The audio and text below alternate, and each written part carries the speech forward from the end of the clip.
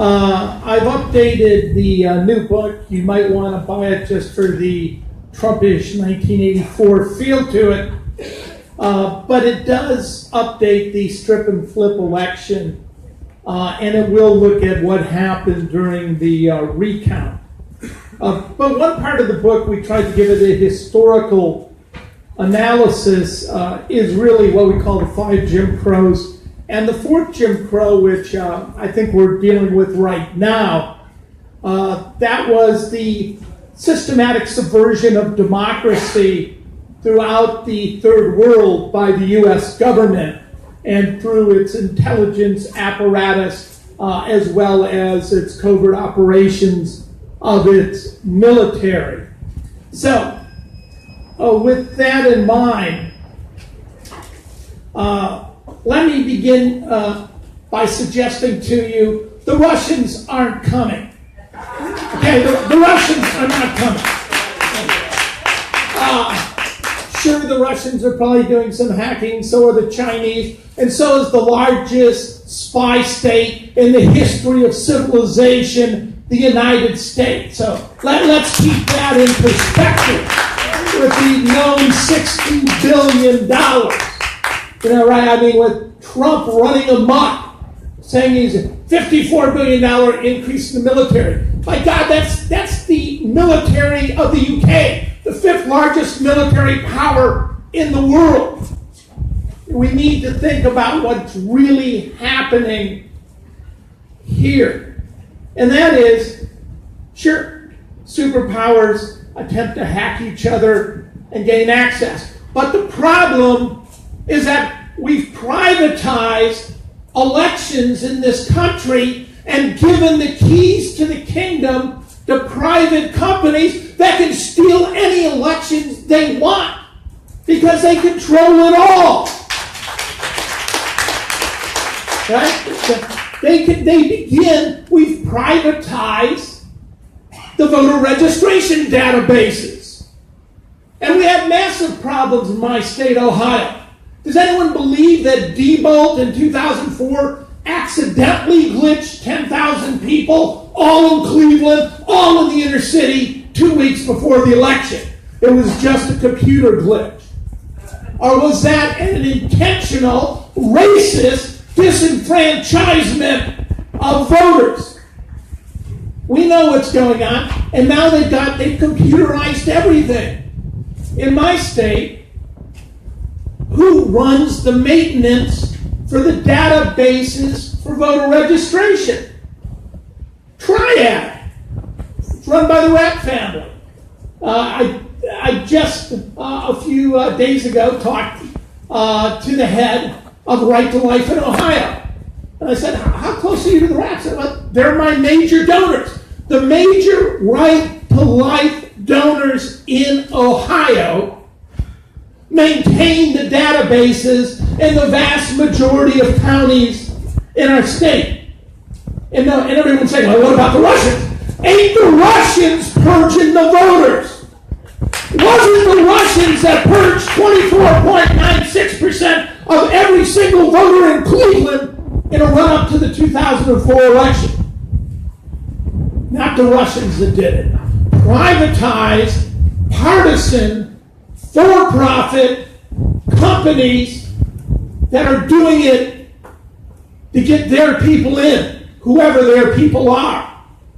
We know there are people in the primary, when the exit polls weren't matching, their person wasn't Bernie Sanders. Because somebody was manipulating the vote in the primary, whoever that was, on behalf of Hillary Clinton. The data, if you look at the gold standard, if you look at the exit polls, we're not talking about the pre-election polls, how you might vote. We're talking about people walking out the door, and you ask them how they voted. We have this tremendous disparity between how people say they voted right after they voted and how those things are actually counted on electronic voting machines with electronic computers, central tabulators, brought over the internet. And that if this was not the United States, those elections would all be sanctioned and the world would be calling upon them in the UN to be redone. That's the reality. They don't meet the American agencies on development. The American State Department use the exit polls as their gold standard.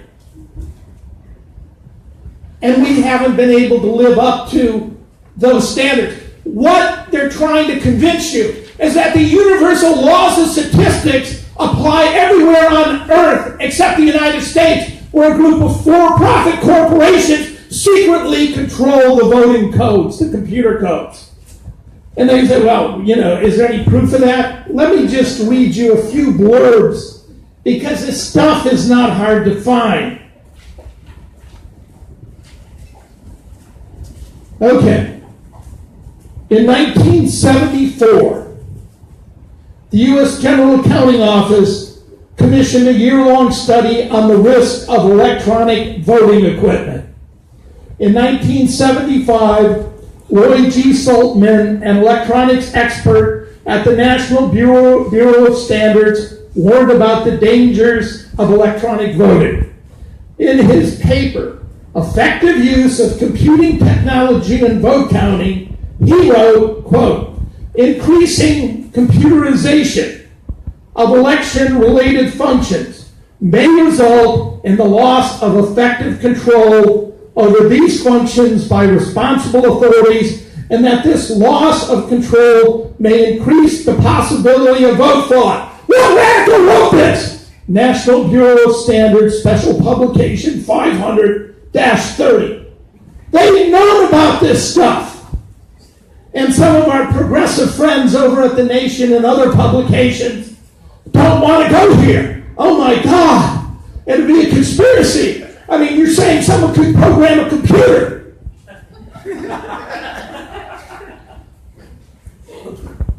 I mean, this stuff has been known.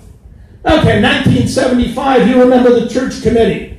In the Church Committee, the CIA admits to having engaged in, quote, over 5,000 benign operations. Benign means it wasn't a bloody damn coup. It wasn't 800,000 dead Chinese in the year of living dangerously in Indonesia. They weren't out murdering Patrice Lumumba. They were just rigging elections. That's what they mean by benign operation. Okay, 1980, Iowa Republican Caucus. Manchester Union leader has an editorial. Here's how they wrote about the election. Quote, the Bush operation had all the smell of a CIA covert operation. Strange aspects of the Iowa operation included a long, slow count, and then the computers broke down at a very convenient point, with Bush having a 6% bulge over Reagan. Bush won the primary over Reagan 31.6% to 21.5%, and then declared he had the big moat. So when you go back and look over time, what we have over and over again, for example, the first time these computer machines were used in large number, 1988, they brought in New Hampshire, Bob Dole, remember Bush, former CIA director, George Herbert Walker Bush running for president. Bob Dole's up 9 points. They bring in to Manchester, the major city, the famous RF Shoottronics.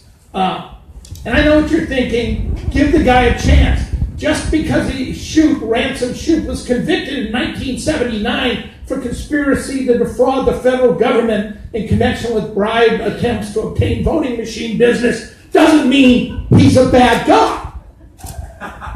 You want a good Shootron. Okay, maybe not. That's why we changed the name to Danaher and used them in Ohio, in my county, Franklin County, in 2004, and they became famous for the Franklin County Fade.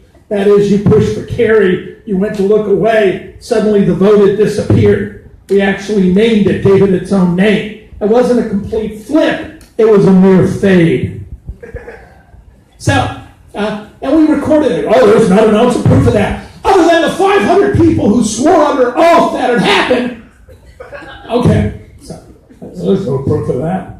Other than Miami County, who said, look, there's cyber votes here. There's 2,500 votes for Bush. We can't explain. That they don't match. There wasn't a 98.55% voter turnout in Concord Southwest precinct. Well, there's no proof. Yeah, there's no single proof. There's tons of proof. Let me read you Roy Saltman, 1988. They're looking at it again. Saltman writes, accuracy, integrity, and security in computerized vote tallying. For who? Oh, that radical group, National Bureau of Standards. What's he conclude? He warns the possibility that unknown persons may perpetuate undiscoverable frauds in electronic voting systems. That if you allow people with secret proprietary software unwatched to come in and program your voting databases, your firmware on your computers, your central tabulators, and it's a non-verifiable system, then your country deserves to have its democracy stolen. Let me just say in conclusion, as someone who watched, as an election monitor, co-wrote the report to the United Nations on the first ever election in El Salvador. I met with the death squads, I met with the FMLN. They could agree on one thing: a large transparent box you could see through, and that it would be open before the international observers like myself, the UN monitors, and every single party, and the votes would be counted. What they wanted would be verified. Could you imagine if the death squads, here's how it's going to work. I've got a private company, friends of mine, they're going to come in and secretly program this shit, okay? And then we're going to tell, hell, my dad was a Teamster. That's mob-style stuff out of Detroit. Like, okay, we're going to take it in the back room and come out and tell you that Nicky the Greek won, okay? Got a lot of votes. 85% or something. Okay, so that's what's happening here. It's not the Russians we need to be worried about. It's these privatized companies who can, without transparency, program the results they want of our election. Thank you.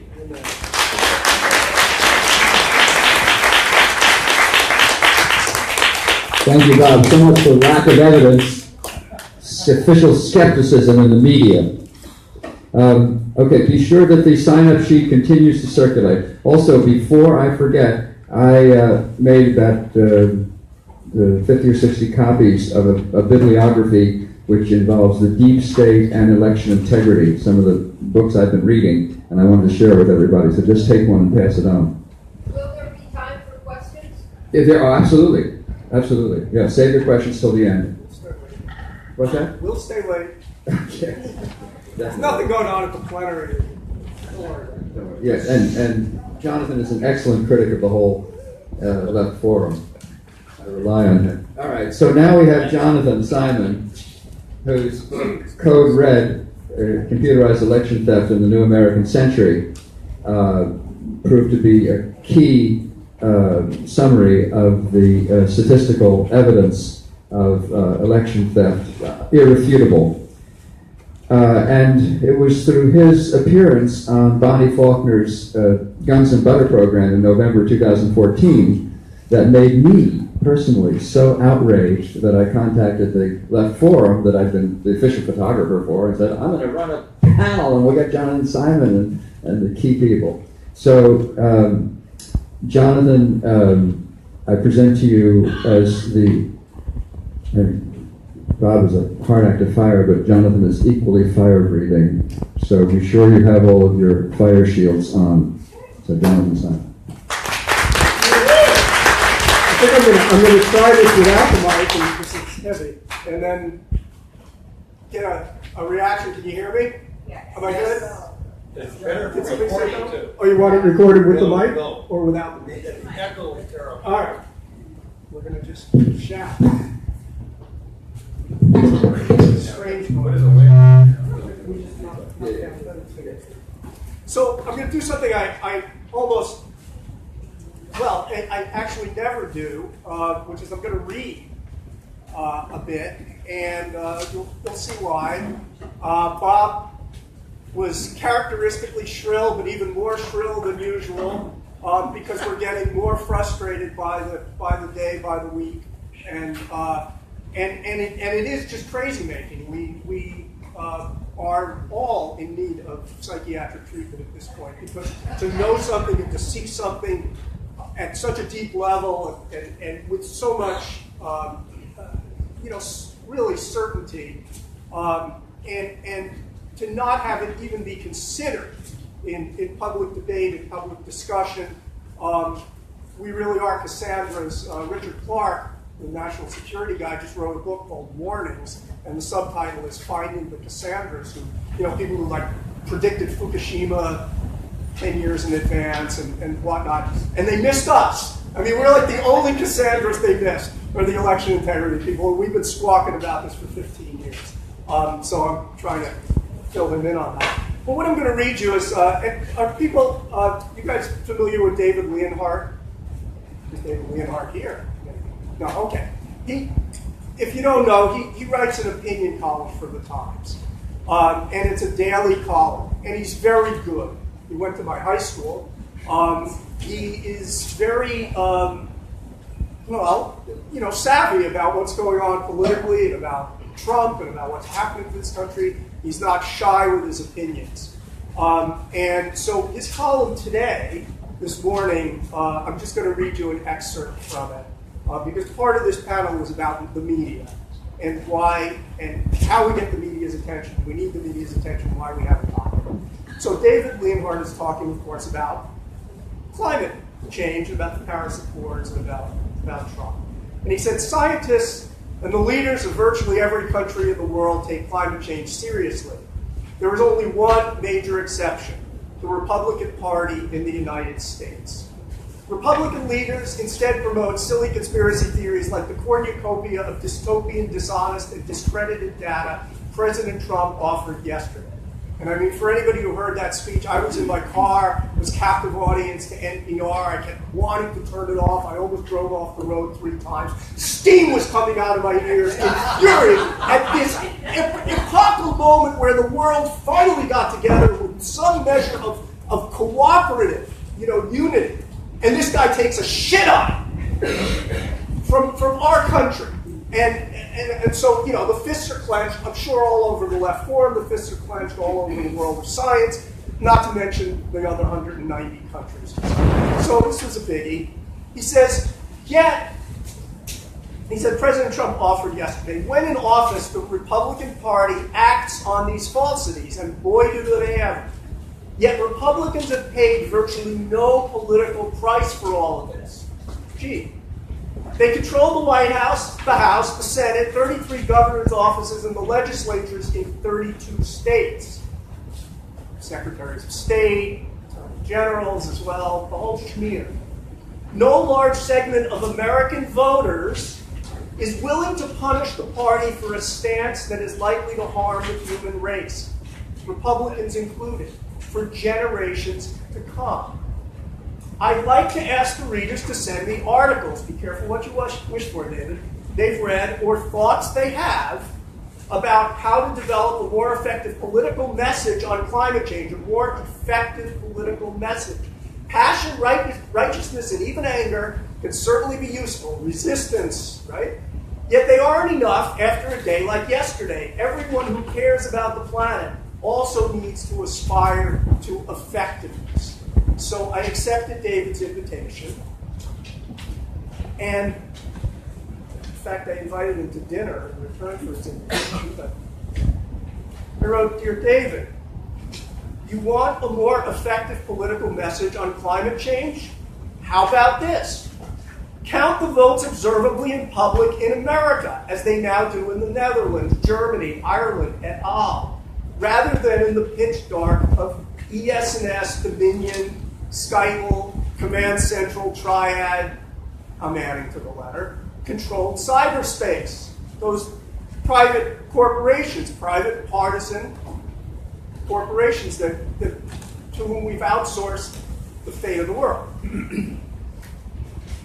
You scratch your head bald in perplexity that the Republicans have paid no political price, indeed have reaped outsized rewards for their intransigence, denial, greed, and or stupidity on climate change and a host of other divisive issues. Yet it is a strange, new, non-Euclidean political geometry, as if some dark force or dark matter were out there exerting a mysterious pull. From a scientist's standpoint, that means it's time for a new calculus. Relativity, replacing Newtonian mechanics. A Laplace transform, at least. Any scientist worth his or her salt would at least be interested in checking out something so hidden and fundamental as the mechanisms by which millions of votes are tabulated before they simply assumed that the voters were acting bizarrely and twisted themselves into knots trying to come up with unlikely explanations. I have tried. I have sent you several serious emails outlining the mechanisms and the ease with which American elections can be rigged. I've sent them pages and pages in books and articles and you name it. And I've sent them to Dean Paquette, the executive editor. I've sent them to The Nation. We've sent them all over. The New Yorker, all of them.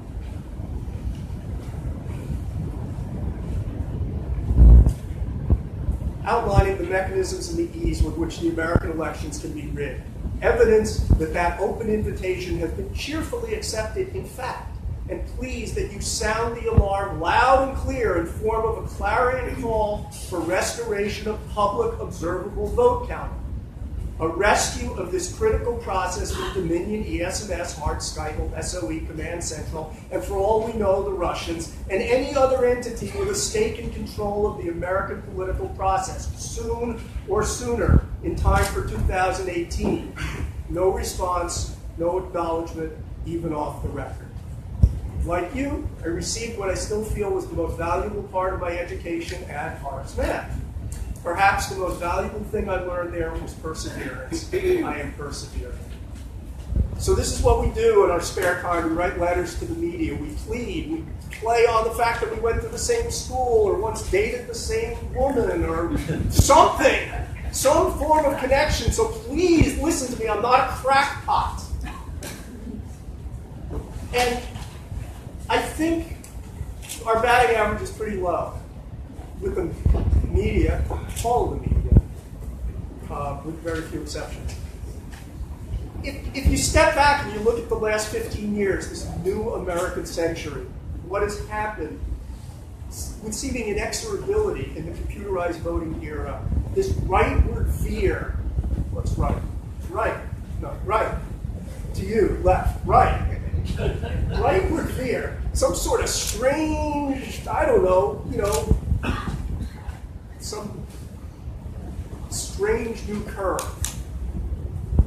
And it's completely put the government out of sync with the people. I mean, we see this from the polls, we see this from the eye tests, we see this from the parades and the protests.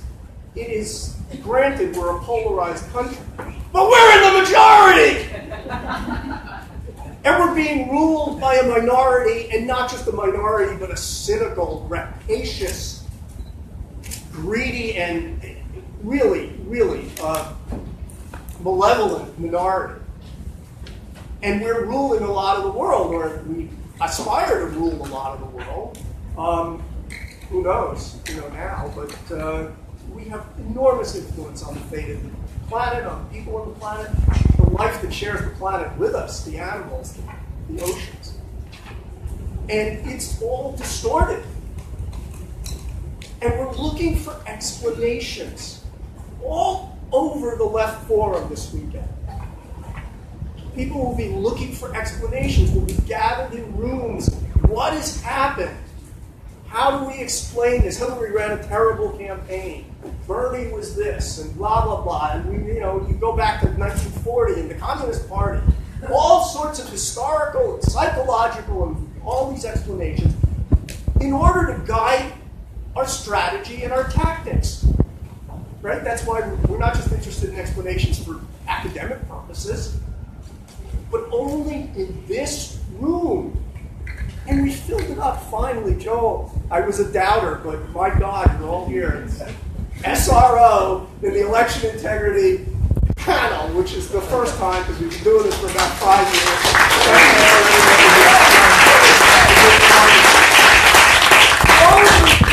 years. 3 years. Well, no, but I was doing it for 2 years before you. Here? Yeah. Yeah, we had a small closet. Yeah, we were in a closet. We moved up. No flattery, but We're aiming for it. we're aiming any day now. This room has lights in it. Lights. We were here last year.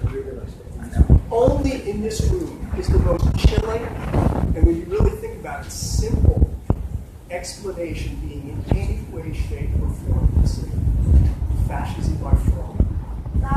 Fascism by fraud. Fascism's bad enough. If you get conquered by some fascist dictator, or the people actually choose fascism because they've had enough of whatever else was making their lives miserable, okay. But fascism by a cheap trick, an ace coming out of the sleeve, and hey, here's my 4 aces, you lose. You lose, sit down, shut up, Sebastian Gorka, you lose. Stop, you got nothing to say. We won, you lost, go home. So, fascism by fraud, only here are we really brave enough to go there. Nowhere else in the left forum, aside from our panel tomorrow, I'm sure, is this being even considered. And that tells you so much that you need to know about where we are and where we need to go. And I'm sure my time's almost up, and we could go into charts and data and the primaries versus the caucuses in Bernie Sanders and Hillary Clinton, and the gross disparities there. It's in the book, Code Red. It is overwhelming, pervasive evidence, but we're kind of done trying to prove election theft. I mean, I went back to look at 2004 because I was asked, I finally connected with some Twitter people with like 100,000 eyeballs. It's like, wow, that's a big breakthrough. I mean, it's not, who's got a million, it's not Oprah, it's not LeBron James, it's not whatever, but it's 100,000. That's, 100 times what I've got. And they wanted some, forensics from the past. So I went back to look at my files from 2004, and oh my, ream on ream on ream, thousands and thousands of pages. We got so deep into analysis. Reluctant push responder with increasing error, all sorts of second-order comparatives. I mean, Laplace transforms. I mean, serious, heavy-duty statistics, digging, proof. You couldn't look at it and not recognize that Ohio was stolen, other states were stolen. Pathognomonic pattern focused on these swing states. And nobody gave a rat's ass. Nobody. I mean, the Times, forget it. Nobody. It went nowhere. And progressively, since then, we've gotten, in a way, lazier and lazier, most of us. Because, what's the point? For the historical archive, not really worth it. So proving election theft doesn't seem to, as a matter of fact, it tends to get the door slammed in your face all the harder. What I really want to focus on, and we're going there tomorrow, so I hope that tomorrow's panel you can find a place in your hearts for that, is where do we go with this? Where do we go? We're looking forward. This colossally stupid risk that this country keeps taking, collectively keeps taking. The Dutch took one whiff of our election 2016, one whiff, and in a weekend, they said, because they had a national election coming up, it was in February or March, and it was an important one. Remember the right-wing candidate, Wilders, was gaining steam, and he was going to, it was a critical national election. They said, we're counting this by hand, in public, observably. And they just did. That was it. Now, granted, it's a short ballot, a technical detail. They still had to sit down and transform the way they counted it, and they just decided to do it. Here, the inertias are far greater. They're absolutely enormous, but the risk is insane of going forward. Whether we've proven past election theft or not, you can take all of that, literally thousands and thousands of pages of analysis, throw it in the garbage can. It doesn't change the risk from these private corporations. You're handing your votes to a man who stands behind the curtain and says he counted and comes out and tells you who won. That's all it is. The question is, what do you do? And that's always been the question. It's like, okay, now you've gotten us thinking that the whole system is rigged. What do we do? And of late, what I think we do is we find our true power as individuals and collectivities in America. What does America care about? Money. What is our system devoted to? Capitalism. Who has the power in a capitalist society? Consumers, workers, taxpayers, people who fork over the money. I ain't buying a single goddamn thing outside of baby milk until you draft and pass legislation that gives us public observable vote counting. Why can't we do that? Why can't we get together and make that our message? We are going to find the power we have. We have the money. In America, the economy is 2/3 dependent on American consumers. Why not? Why the hell not? And to get together and say, because corporations, you saw what happened. You saw what happened in North Carolina. You saw what happened in North Carolina. They passed that execrable, rotten bill about the bathrooms. People started pulling out. The NBA pulled out. This group, that group pulled out, and collectively and individually. And they started panicking.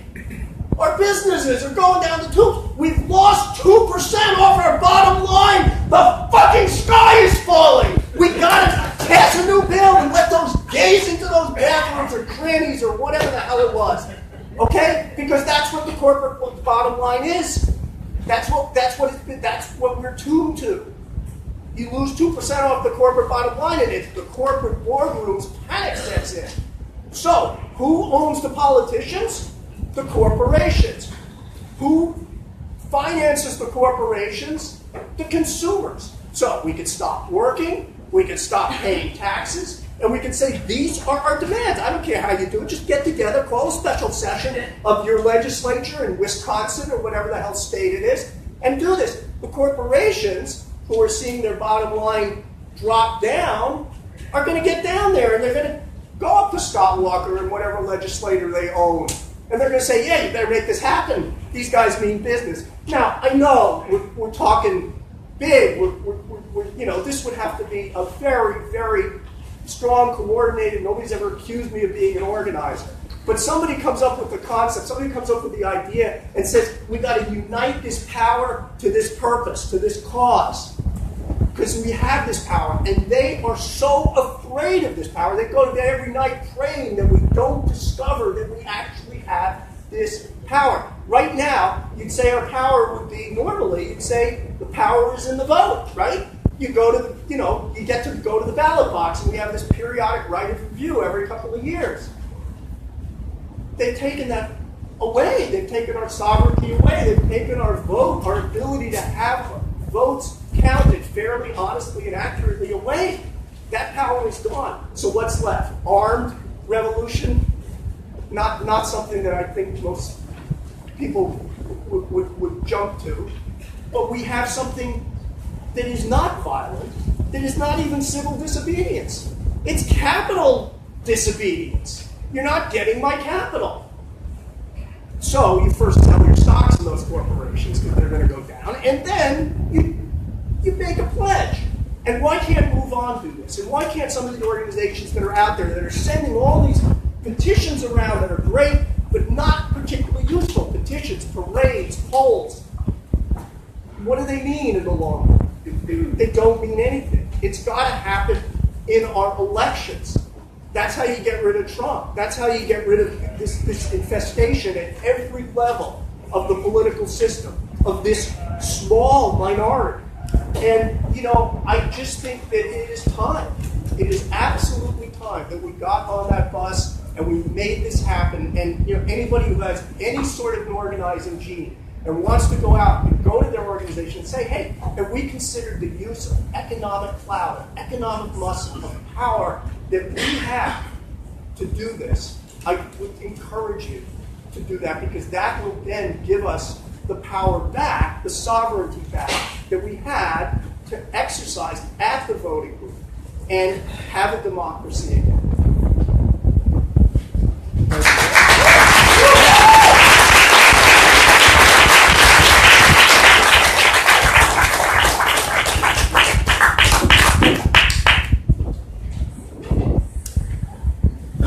Okay, we're working now. Thank you so much, Jonathan.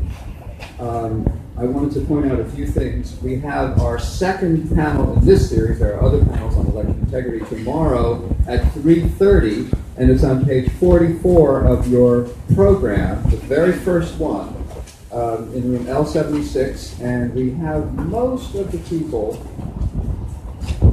who are on the panel here, and I made a correction. I see they did not put it in, but John Brakey is on the panel. We're very happy to have him in from Arizona, for God's sake. I got some stuff I want to pass out to everybody that will give them an idea.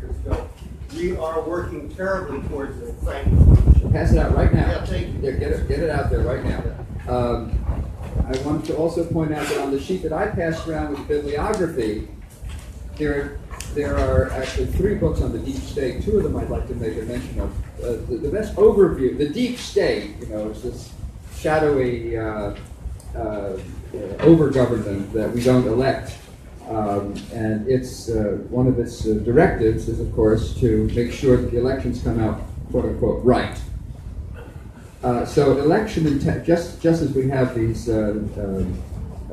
structured events that they create, such as the JFK assassination and the 9/11 attacks, which have brought about war, but that's another subject. But election corruption is another product of these deep state actors.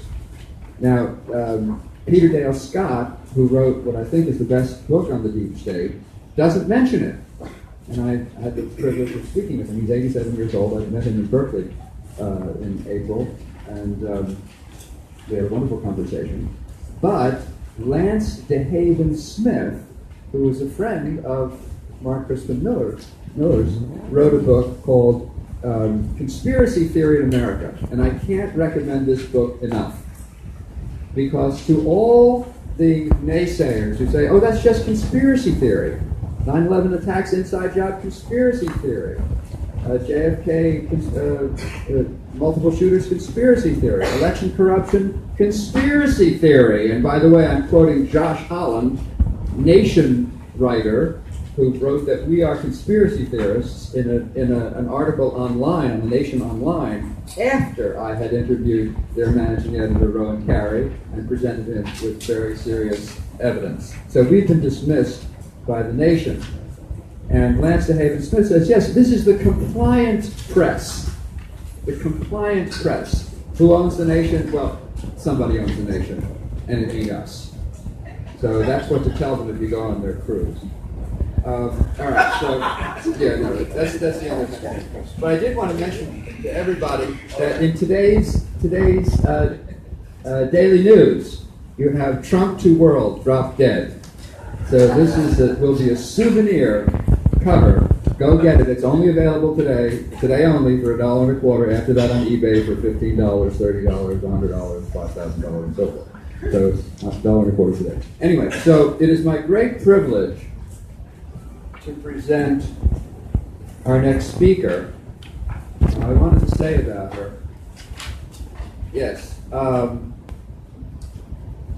Edward S. Herman once quoted George Savile, the philosopher, statesman, the first Marquis of Halifax in the 17th century, very astute guy, who said, a man, by which he meant a man or a woman, that should call everything by its right name would hardly pass the streets without being knocked down as a common enemy. So truth tellers, watch out! And to all those people, some of them close to me, who were critical of Jill Stein in her election campaign, I said, but Jill Stein was the only national candidate who was honest. Excuse me, the only one. Now,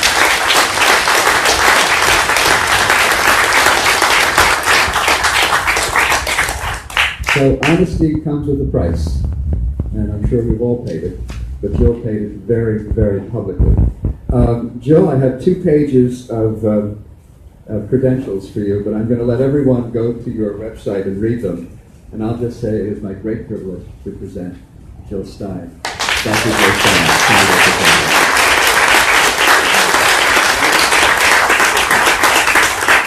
Thank you. Thank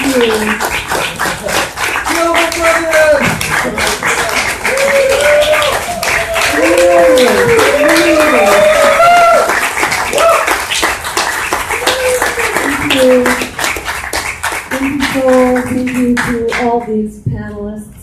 Thanks to all of you. And I'll just correct the record. I don't feel like I have paid a price at all because I am not a professional politician and I don't have a stake in a political career. And as far as I'm concerned, they can tear it up and throw it away and, just dissolve it into lots of little pieces. I feel like all of us have a real stake here in a democracy that can deliver an economy in which we can survive, in which we can have jobs where we're secure, that pay living wages, where we have health care as a human right, where a generation is not locked into debt permanently, are not sort of debt slaves, and we have a climate we can survive in, and we don't have massive, endless, expanding wars. These are problems we need to solve, and if we don't solve them, including having a democracy that can actually fix these things, we're all in deep, deep trouble. So I feel like the fact that we are being collectively smeared and denigrated and ridiculed outside of an election is a really good sign. The fact that they're going after us in 1 week, a month or two back, both Kellyanne Conway was smearing our campaign for the recount, which she didn't seem to understand. She seemed to think it was about voter fraud, which is not the same as election fraud. So poor Kellyanne doesn't quite get a lot of things, I think. And then in the same week, we were being smeared by Rachel Maddow for, a variety of reasons, but including like that I committed embezzlement of the recount money. There's just all these wild attacks going on out there, which is a really good sign, because when both the Republicans and the Democrats are afraid of you and it's not even election time, it means something really good is happening, and we got to keep doing what we're doing. Chris Hedges, everybody know Chris? All right, great. And we'll be doing a panel with him actually at 5:20 tomorrow night called Reality Check for Progressives.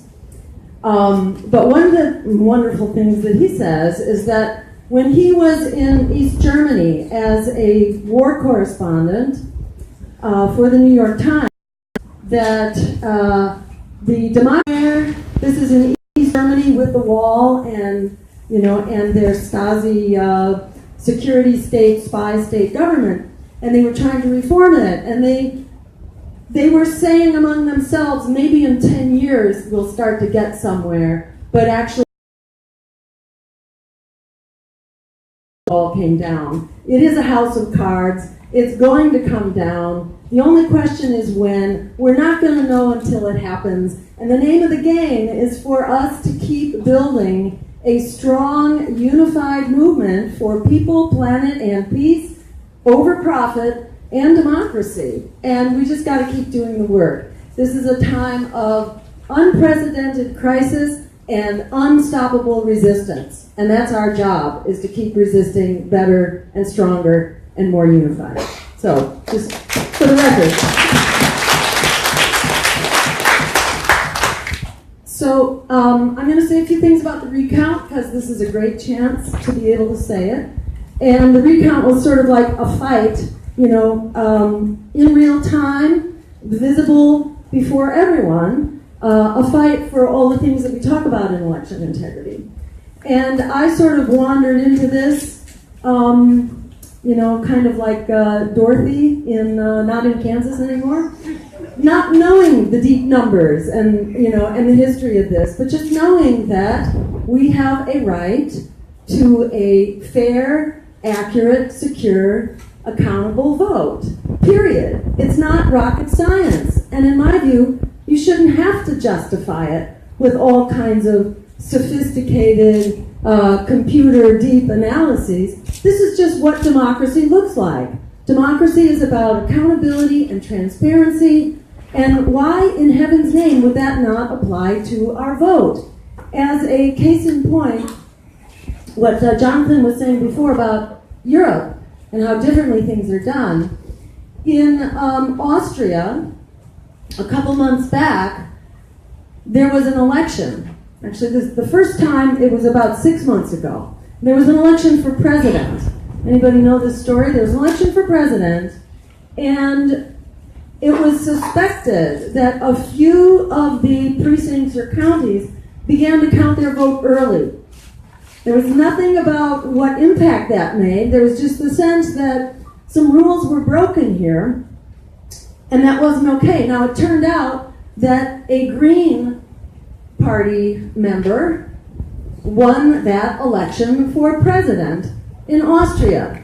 But because some rules were broken and because some votes were counted early, they decided not just to recount the vote, they decided to rerun the whole election. That's how seriously they take the integrity of the vote. So they waited a couple months, they reran the election, and guess who won? The same Green Party candidate won by an even bigger margin. And in the US, like in Europe, it is Greens, certainly, who are standing up loud and clear for election integrity. In this last election, you would have thought Hillary Clinton would have been asking these questions. Not necessarily that there was fraud, but that there were some funny numbers here. There were funny numbers in terms of the exit polls, and there were funny numbers in terms of how close the elections were, how very narrow the margins were in several states. The margin of victory was tiny compared to the number of blank votes, the so-called undervotes, the people who did not vote for president in Michigan, for example. The number who didn't vote for president, or so the optical scanners told us, there was no vote recorded for president in about 5 times as many people as the number of difference between Trump and Clinton. So there are just funny things. There are all these statistical anomalies. And in a very close race, why should you have to prove fraud in order to verify an election? In a sports game, if the ball maybe lands on the line and you're not sure, in a tennis match or in a basketball game, there are questions. You don't have to prove that somebody made a wrong call. You just review it right then and there, instant replay. If our sports games are important enough that we have built-in, quality assurance, built-in double checks, why is that not going on in our elections? And yeah, how about it? Instant review. There were many accountants who got involved in the recount, and I learned a lot from listening to them, because what they said, that in the world of accounting, in the world of business, you would never you would never have all these uncertainties, all these anomalies. You would have built-in checks at every stage of the game. So if we do this for small business, if we do this for sports, if you go to a bank and you ask a teller, and you're going to withdraw money, the teller counts the money once in the drawer, and then they count it again right in front of your face. If it's important enough when you withdraw money from the bank to have that counted right there in front of your eyes, why are our votes less important than a withdrawal from the bank? This is our entire value.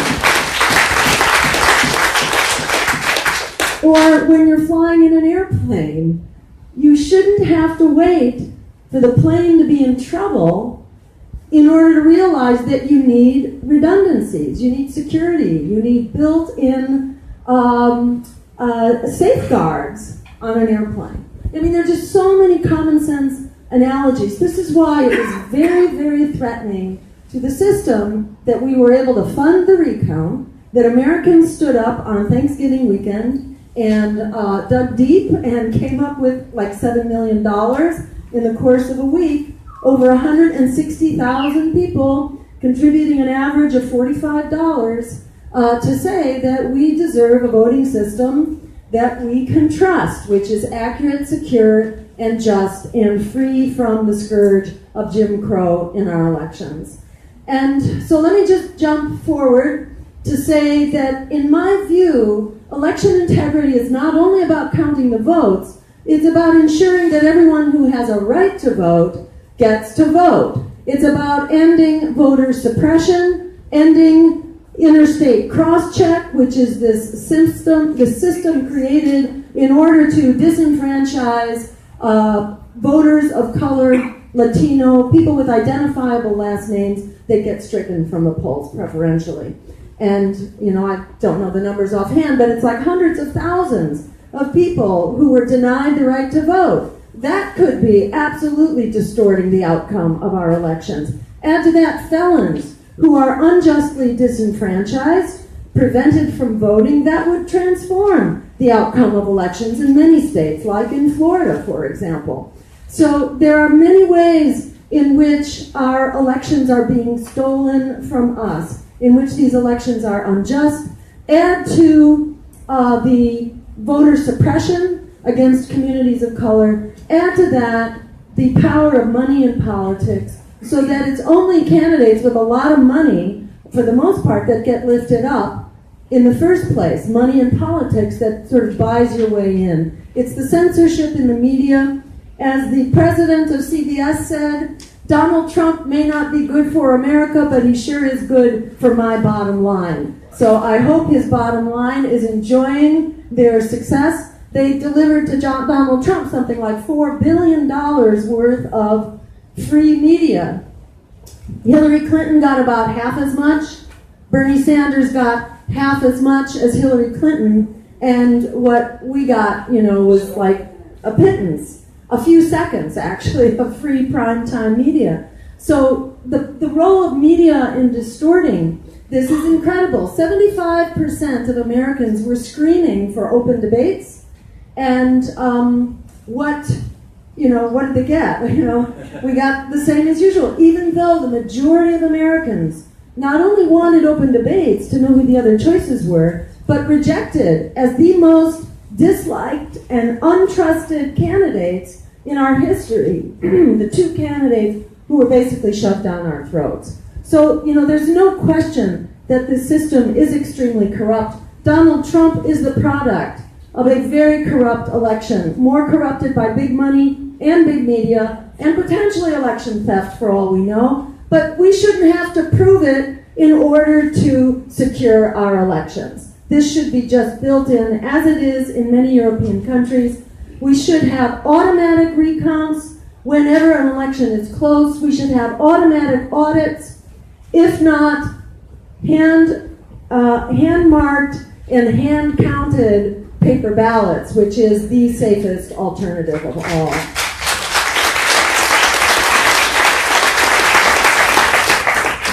When we ask the question, which is what the recount did, basically ask the question, do we have a voting system we can trust? which is accurate, secure, and just. Just for asking that question, the answer was not yes, it was not no, it was how dare you ask that question? Which speaks volumes about what's wrong with this picture.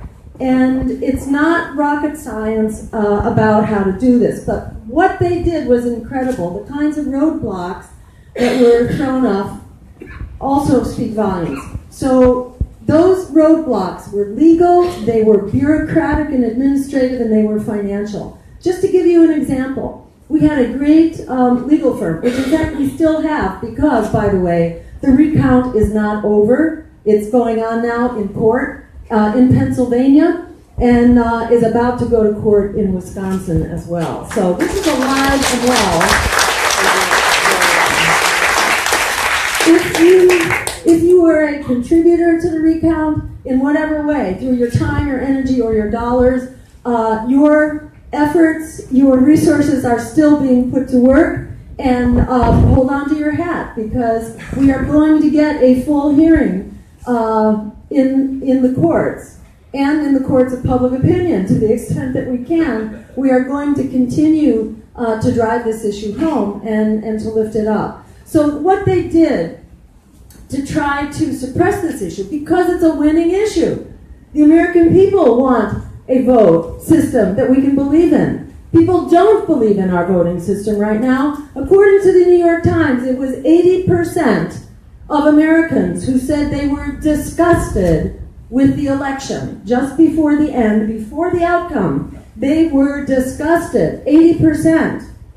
A poll taken by the Associated Press and the NORC polling agency last spring, right in the middle of the election, found, get this, 90% of Americans lost confidence in our election system. 90% have lost confidence. We are really in an existential crisis, and you can see that in every issue. You can see that in the way our institutions of democracy have just really gone into gridlock.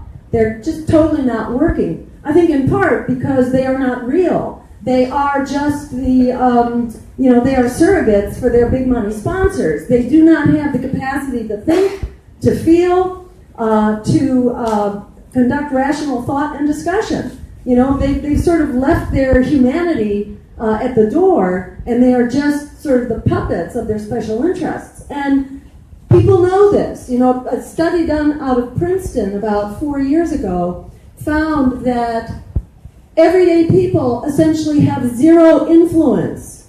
And they weren't looking at elections, they were looking at the agenda of Congress. The agenda of Congress is basically who's got the deepest pockets to lobby and to provide campaign contributions. And they looked back many years in detail at what exactly Congress passed and concluded that Congress passes what the big lobbyists and the major campaign contributors want them to pass, and that everyday people have essentially zero impact on our congressional agenda. So, we are living in this existential moment right now where we basically get to choose. We get to choose whether we're going to have a democracy or not. We get to choose whether we're going to have a future or not, whether we will have a climate to survive in, whether we will get a generation out of debt. Of itself, it will continue going over the cliff. There's at least 1 foot over right now on all these counts, including the wars that know no end and get bigger by the day. We're living in an unprecedented, dangerous moment right now. And I think that dangerous moment creates an unprecedented opportunity for us to basically get together and take back our future. Our future is very dire. It is dire if we surrender our autonomy to the predators who are running the show. Whether you're looking at mass incarceration or student debt or the offshoring of our jobs, we don't got a future now.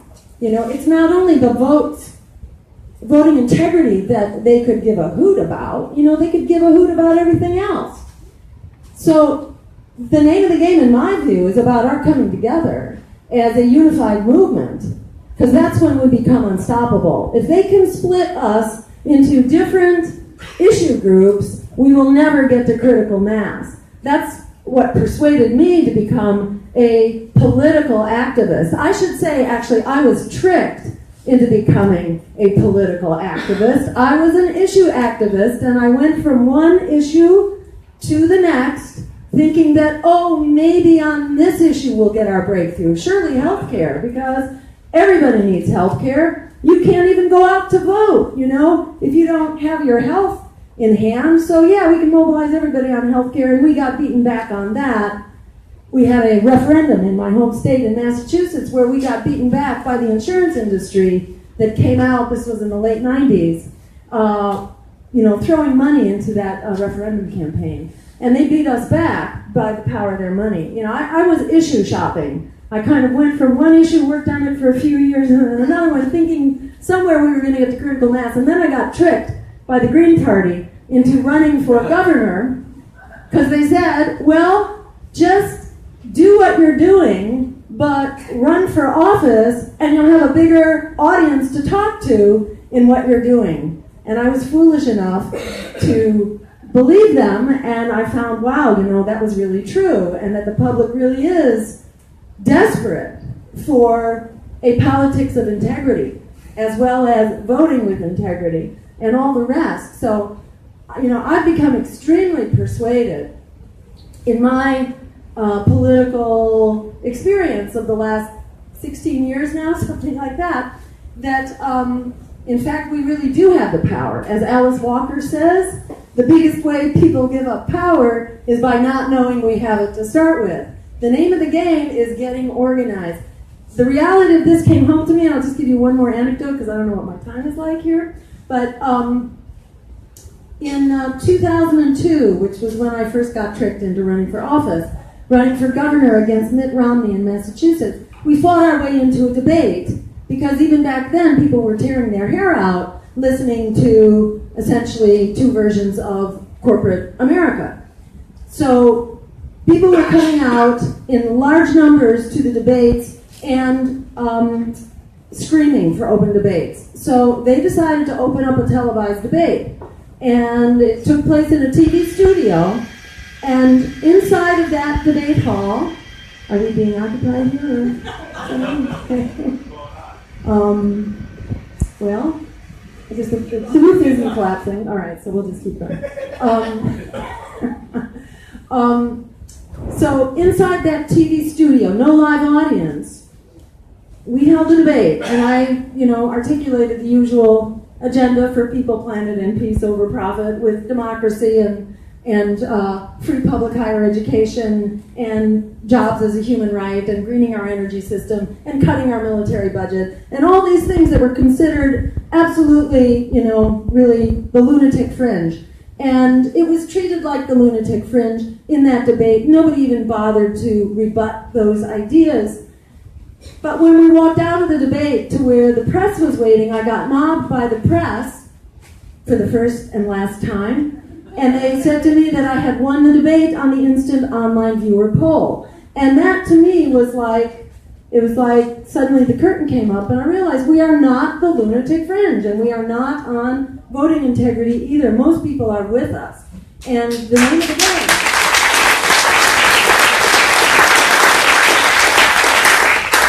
The name of the game is all about our getting organized. It means we have to keep doing the deep work on election integrity, on healthcare through a Medicare for all system. We need the expertise on all of these issues in order to really rebut the prevailing mythology about them. But we've also got to get together. In the words of 17th century sailors, in a storm, you need one hand for yourself and you need one hand for the ship.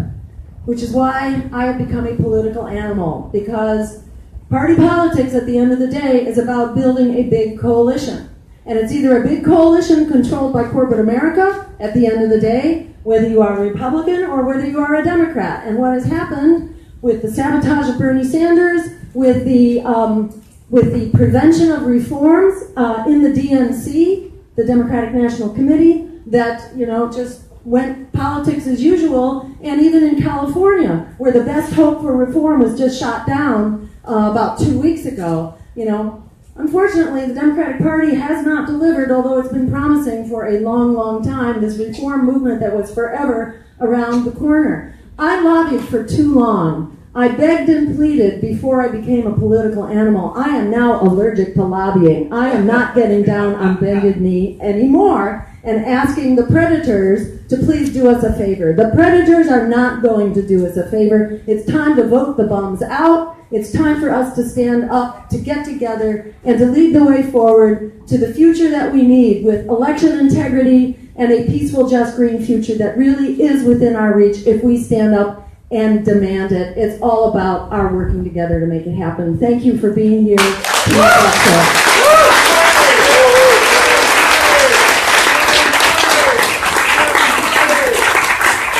you, Jill. All right.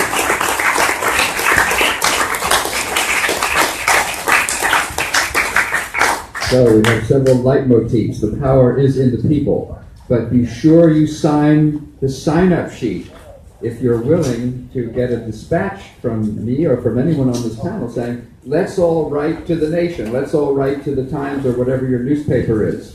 Let's do a letter writing campaign. How many of you have ever written a letter on the subject of election integrity to any news outlet?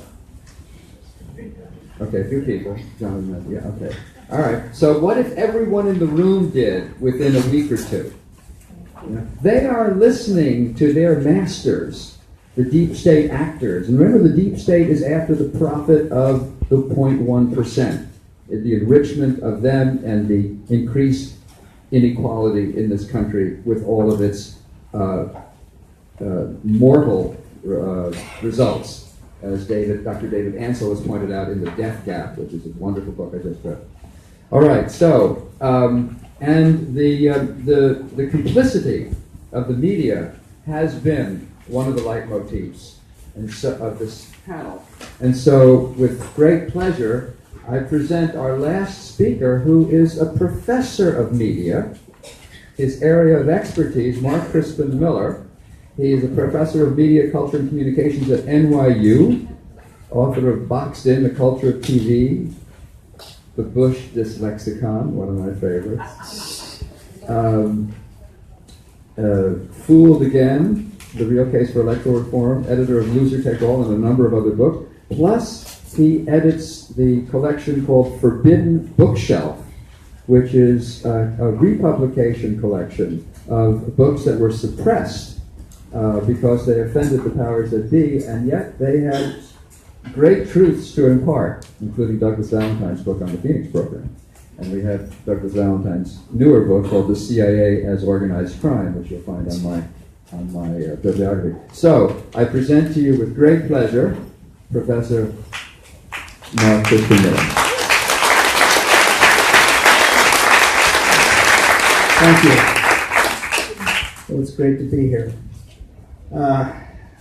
There's a few basic points I want to drive home that actually come up sort of indirectly today, but I think they bear repeating. First of all, we wouldn't be where we are at this moment. We wouldn't be faced with the clear prospect of either nuclear destruction or a slower death through excessive climate change, if not for the fact that 2016 was the year of serial election theft. Okay? First, the nomination for the Democratic Party, the presidential nomination, was stolen from Bernie Sanders, okay,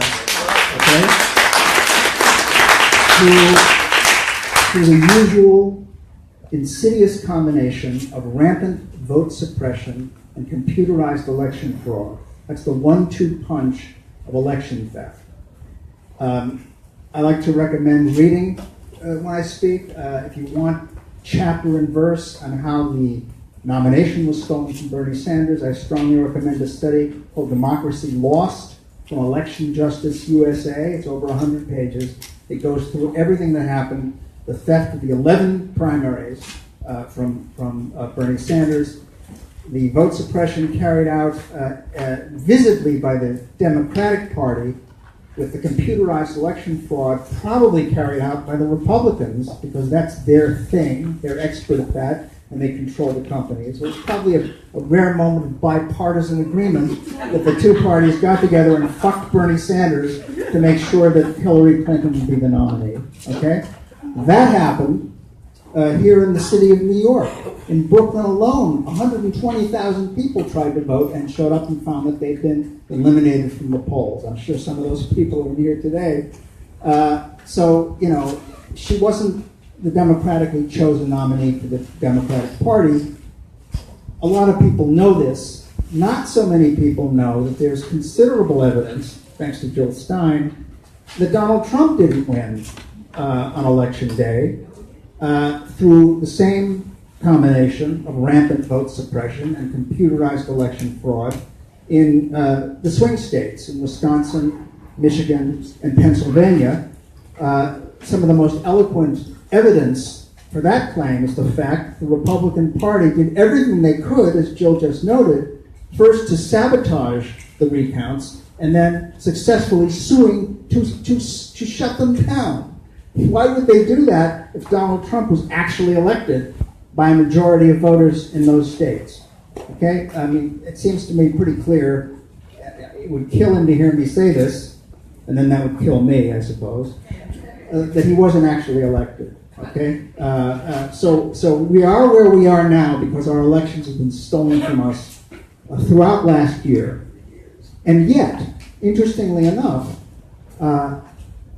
the liberal media and the left press, which collectively herniated themselves deploring the sudden rise of Donald Trump to the presidency, something that took even him by surprise, right? Remember he went to bed early on Election Day because he figured he could get up and start building his TV network and making more money, you know? This same media system refused to raise a single question as to whether or not he actually was elected. This was a forbidden question. This is a possibility for raising which Jill Stein was pilloried. You don't bring that up. You don't suggest that kind of thing. You never ever imply that our elections can be stolen. That's simply wrong. And on this, the entire media system seemed to agree.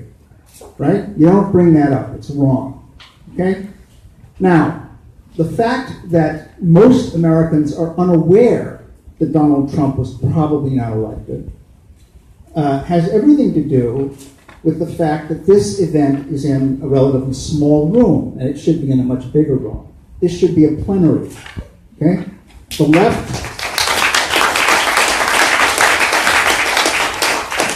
left ought long since to have seized this issue as one of its most important. And the theft of elections in this millennium, right, starting with 2000, should be now as iconic as the efforts of the civil rights movement in the 60s to register people to vote in the South. Everybody knows about all that. They know about the police dogs. They know about Bull Connor. They know about the nightsticks and the fire hoses. Everybody knows about that. Everybody sort of ritually bows down before that hallowed image of brave activism for voting rights. But somehow when it comes to the theft of the elections in this millennium, which has had an even more destructive effect because it's led to where we are today, there's a kind of blank in people's minds, right? And that's because the entire press, the entire free press of the United States has as with one voice, shouted down any attempt to talk about this. And I have to say, since this is the left forum, that the left has a lot to answer for when it comes to the repression of this issue.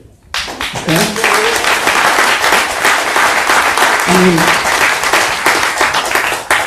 mean, some of our most revered leftist figures, some of the brightest stars in the leftist firmament, have been very pointed in denying that this is even an issue at all. You know, Noam Chomsky has denied that this is an important issue, just as he did with the Kennedy assassination, and just as he did with 9/11. Alexander Coburn busted his lexicon looking for pejorative words to use against people trying to get him to talk about the theft of the elections in 2000 and 2004. Their ravings clutter my inbox every morning. I remember he wrote that. Their ravings. That's people like us. Our ravings. We rave. We have to rave. And We it didn't didn't start out by rape. No, we didn't. That's right. They drove us to rave. Right? What about rave reviews? Yeah, exactly. Well, the fact is, Michael Moore went out of his way after the, as far as I'm concerned, flagrant theft of the 2004 election. Flagrant, as Bob said. He went out of his way to say it wasn't stolen. Kerry actually lost basically because he didn't listen to me. That's what Michael Moore said. You listen to me. You should have run more to the left. Then he would have won. Right? We all know how that works out. Okay? The fact is, the left, the nation, Mother Jones, Salon, you name it, all of them have long since been laughing this issue off, calling it conspiracy theory, right? Making us feel like we're nuts for worrying about it, right? And look where we are now. I have to say it again. Look where we are now. We are where we are now thanks to them. And it clearly has to do with the fact, I'm going to jump right down the rabbit hole that Joel opened up. It clearly has to do with the fact that our entire press has been compromised by what we call the deep state. Okay? It has. And I'm long past caring about what people call me when I say things like that. I really don't give a shit anymore. And I have to note that the Left Forum just recently banned 4 panels on the deep state. You know this, right? Because some people claim that some of the panelists were anti-Semites, but that means that 4 panels on 9/11 were banned, were canceled, right? So much for free speech and so on, and free inquiry. But this, I have to say, that what we're really talking about here, ultimately, is not just about the mechanics of running elections. I think that the solution to this problem is really very simple. It's a matter of making voter registration automatic for every citizen on their 18th birthday. Period. Okay, you're 18, you're registered. Period. It's about banning the use of computerized voting and vote counting systems and forbidding the participation of private companies in our elections. Okay? How complicated is that? How hard is that? It's not hard at all. Make Election Day a national holiday. All right, just things like that. All right? That can be done. It can be done. It's not hard. As they say, it's not rocket science. Thank God. Right? The problem here is not just a problem having to do with elections and the mechanics of elections. It's really an epistemological problem. It's a problem of how we know what we know. It's a problem that has to do with the media. It's the problem of having a media system that is controlled by interests that consistently tell the American people, who are you going to believe? Us or your own eyes? Your own lying eyes. Right? Who are you going to believe? You're going to believe us and the CIA, which tells us what to say? Or you're going to believe your own experience, right? We say that Putin invaded Ukraine and seized Crimea. We say this. We say there's a civil war in Syria, a brutal civil war. Assad is murdering his own people, and moderate rebels are trying to bring him down. We say all these. We say that vaccines are all safe and necessary, right? Oh, I really stepped into it now. We say that mandatory vaccination is a good thing for you. You should definitely let your kids get all those shots, even, however many they may be and however young your kids may be, because we say that it's good for you and you don't have any choice in the matter, right? What I'm saying is that there's a whole menu of issues on which the press is functioning on behalf of interests other than the public interest. And this blackout on the crucial existential threat posed by corrupt elections, this blackout is very much a part of that, you see? So what we're really talking about is the need not just to democratize our election system as a way to reclaim or I should say discover American democracy at long last. It's not just that. It's also a matter of overcoming our dependence on a media system that's dangerously corrupt. Okay, and I want to make one last point that's kind of upbeat, because I haven't heard many of those today. All right? As a professor, I have to say that my experience in the classroom talking about issues like these issues has been extremely exhilarating for me. Because I have found increasingly over the last decade or so that my students are less and less daunted by the conspiracy theory meme. It does not intimidate them the way it intimidates us older people. And this has everything to do with the fact that they are used to digital media, right? They're used to being able to summon up the other side of the story just by, pressing a few buttons. So that the other side of the story, which used to require, a road trip, you'd have to go find people and talk to them and interview them and visit distant libraries and so on. You don't have to do that anymore, see? You can actually just go online and as long as you learn to tell the difference between bullshit and well-sourced, clearly argued material, you're able to discover a tremendous amount that is staggering when you see how completely unrelated the official story usually is to what's actually going on. A lot more people get it than we think. Just last night, I was binge watching House of Cards. Right? This is amazing. Okay? This is amazing. Have you seen it? It's breathtaking. It is, the way the Underwoods steal the election is what happened in Florida in 2000 and in Ohio in 2004, kind of mixed together, barely disguised, The only problem with it is that it's just the Underwoods. There's no intelligence community behind them. All right, so poetic license. But there's Scandal, which, a few years ago dealt pretty honestly with what happened in Ohio, although it made the perpetrators look heartsick and conscience-stricken by having done it. Was a little unrealistic. But the fact is, right, some of them were, rest in peace. Speaking of Mike Connell, there is a very scary dark side to this whole thing. There are some people who've lost their lives over this battle. Mike Connell, just go do a search on him if you don't know the story. Athen Gibbs, Gibbs, Raymond Lemme, Lemme. These are people who were clearly done in because they got on the wrong side of this issue. And the only Democratic politician who has ever spoken publicly about the theft of his or her proper victory, the only one, not Al Gore, not John Kerry, certainly not Hillary Clinton, is Don Siegelman of Alabama. And look what happened to him, right? He was a political prisoner until, thank God, recently he finally got out.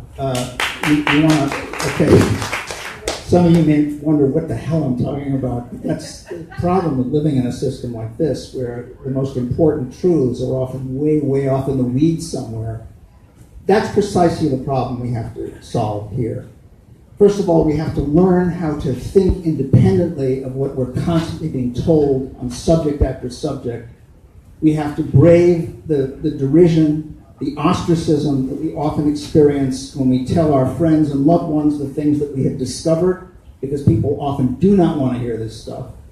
But having moved beyond that, we really have to start to think about doing something pretty radical about dealing with our media system, just as I believe we should take radical steps to solve the election problem. Jonathan and I have talked about this. In some precincts, people should just, seize those op stands, just grab them, and refuse to give them up. Why not? That seems to me to be, fairly direct action that would maybe do some good. Eventually, we're going to have to take steps like these, but for the time being, we simply have to be rational, skeptical, genuinely skeptical, absolutely committed to discovering the truth wherever it takes us.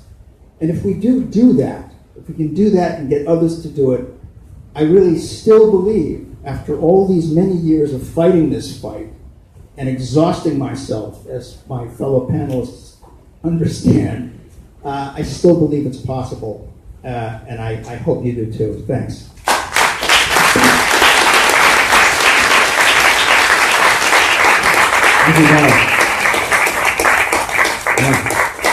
My head is spinning. These are such wonderful, wonderful thoughts.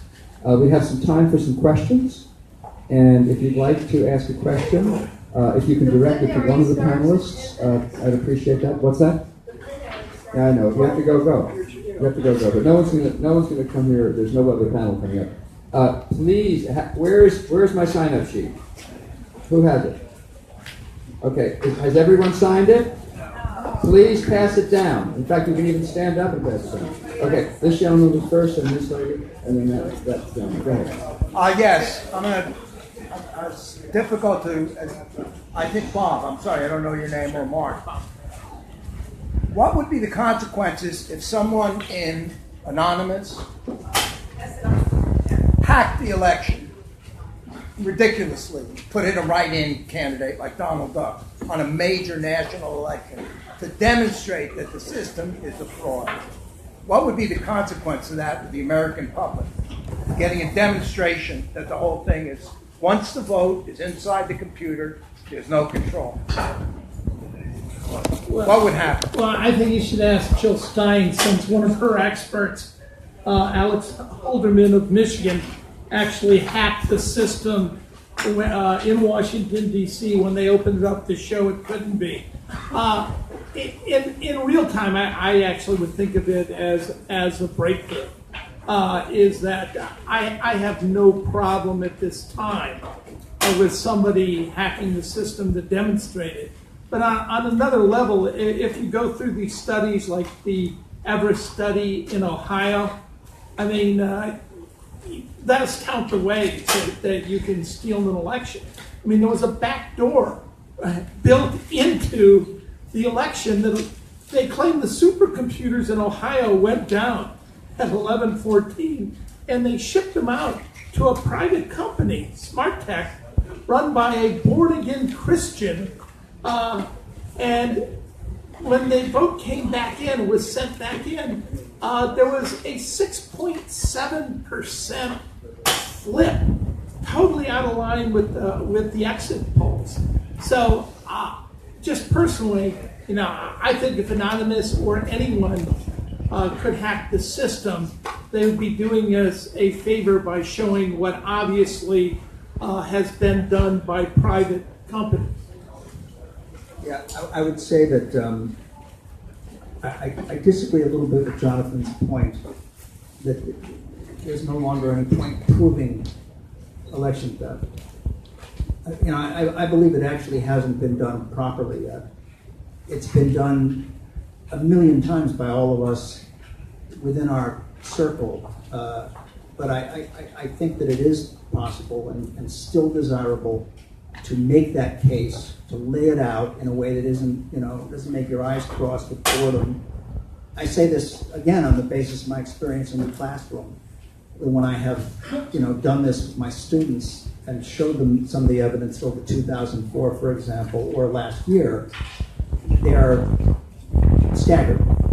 This is news to them, and it really changes the way they think. So that anonymous scenario, I think, would have some utility.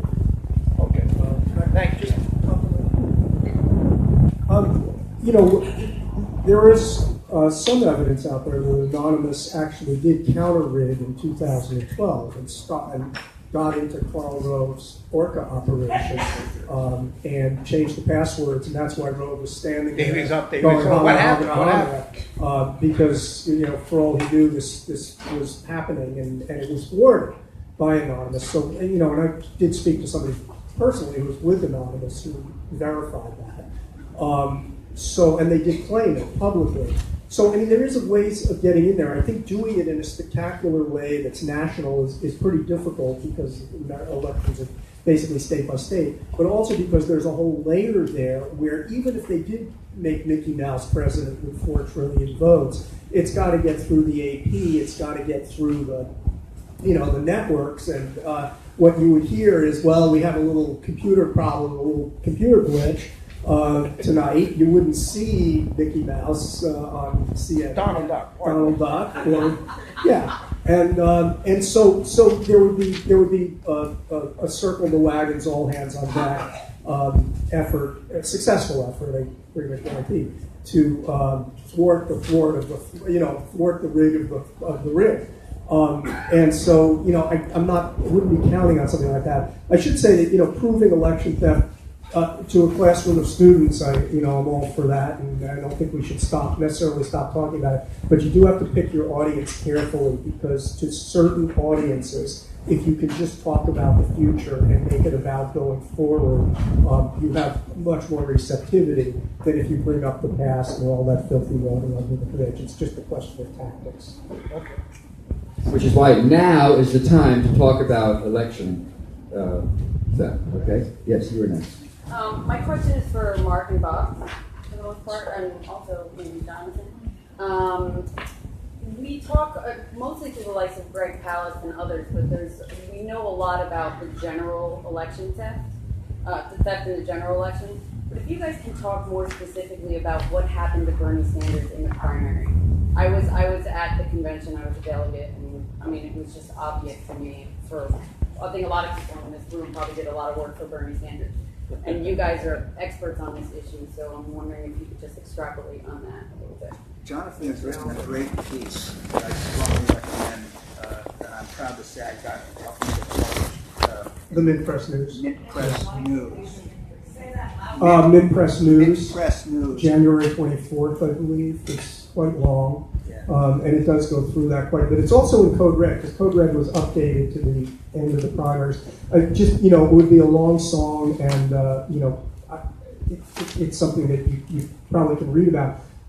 Bernie was screwed. There is some debate about the voter suppression part. Virginia Martin's going to be on our panel tomorrow, and she has a different view about how malevolent the voter suppression was.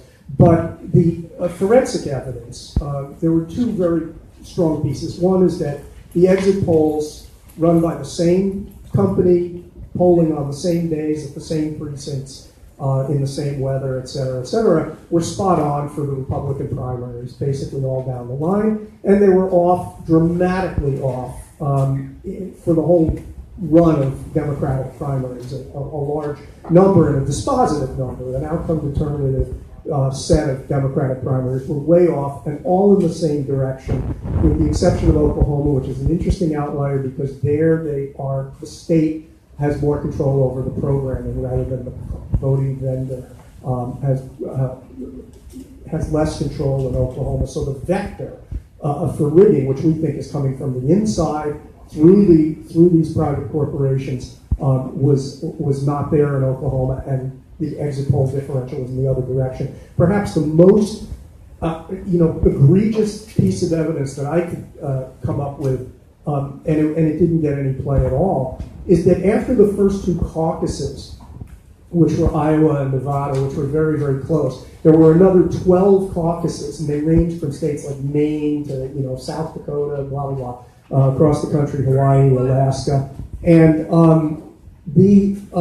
that run of 12 caucuses, not only did Bernie Sanders win all of them, but he won them all by an average of 36% margin. I mean, these were blowouts, absolute blowouts, 72 to 21, et cetera, big blowouts, every single one of them. And in those caucuses, I mean, there are always issues with vote counting and and whatnot, but they were basically counted observably. They were counted by hand and tallied up, just like in the old way. And absolutely, ding, ding, ding, ding, all the way down, not even comparable to what was happening in the primaries. And even in states like North Dakota, South Dakota, same day, one counted by machine, the primary state, and the other counted by hand, the caucus state. Radically different, like literally off by 50% from one another. The details are in Code Red. That's pretty strong. It's pretty strong evidence. I mean, these things, just don't go bump in the night. And when you add that to, what happened to Bernie Sanders, and he really did have to be stopped because he was there and threatened the entire field outside of Jill, who they didn't have to worry about in that way. And he raised all his money without, feeding it to corporate trial, et cetera, et cetera. But you add that to 2014, 2012, 2010, it's just a whole row of them. 2014, the Republican majority in Congress, so there's a Republican majority in the House at that time, they had an approval rating of 8%. 222 Republicans stood for re-election, House members. And of that 222, on an approval rating of 8%, 220 were returned to office, were re-elected. So that's a re-election rate of 99.1% on an approval rating of 8%, which is below the Hitler line. This is what I say. You can look at a single election, you can look at a single state, and you say, well, there may be alternative explanations. But when it piles up year after year after year, dating back to really 2000, the computerized voting age, it just becomes overwhelming. Common sense. Why didn't Bernie challenge it? Thank you. Yeah, that's the question. I was in Ohio and talking as I provided a variety of services to any campaign that wants it. In this case, I was asked to go in and look at the Bernie campaign, and on one level, absolutely clueless. They moved their election protection people in the Friday before the election. We were sitting in there with the Green Party, as we've done now since 2004, with actual people who are willing to go into polls and simply report out. I mean, at the Green Party, a lot of what we know in Ohio has been a direct result of us going in and doing election protection. And I told them exactly what was going to happen, because if you're in the gaming system, right, I mean, the stuff is not that difficult. There was one attorney who came in and actually went down to Athens, Ohio, because I told him what was going to happen, right? These kids are going to show up to vote for Bernie. They're going to be all excited. And the Democratic Party hack, regular, is going to tell them they're not in the book. They're not on the, there's going to be some problems, right? The software is going to go bad with the electronic pads. It's going to go down, and they're going to go to the book, and they're not going to be there. And sure enough, he was down there, and he said it absolutely predictable. In the college towns of Bowling Green and Athens, Ohio, where the exact same, the eager, Bernie crats show up, and they're not in the book. And who's running it? Who runs those Democratic counties, right? A Democratic regular. I mean, we had a pretty good one in our area. Mr. Anthony, as we knew him, he had a long career, first as a major pot sales guy who got busted and was compromised, and as and he sold pretty good pot, and as the source, and he was the key source. He's the guy who told The Nation and Mother Jones. He was the one anonymous source that Mother Jones and The Nation used to discredit the entire 2004 election being stolen, because one guy, the chair in Franklin County, who's known for doing whatever necessary to get the regular candidate elected, and that was Hillary Clinton. And then, we came into New York, Lori Grace paid, we came in here, and we said, look for some Bernie outlets.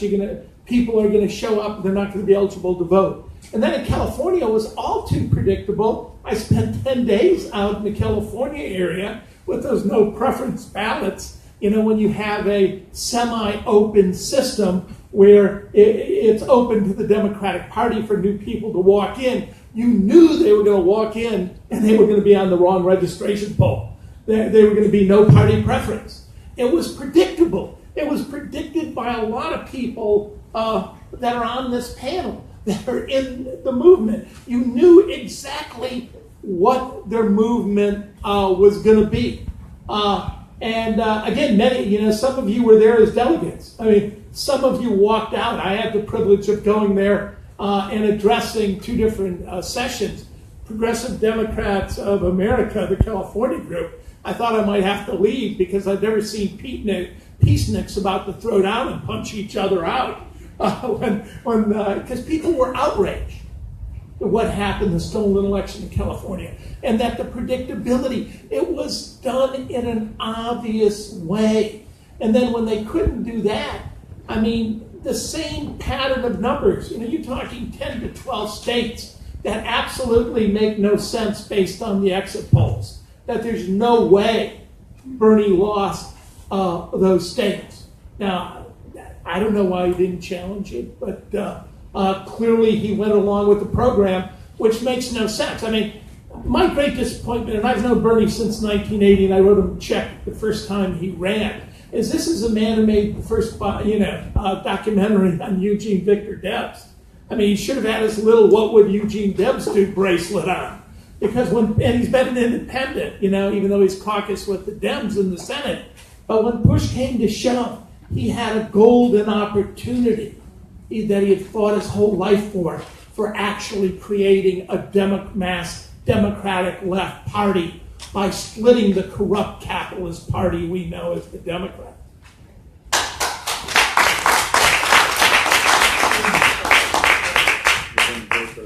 This gentleman who has the next.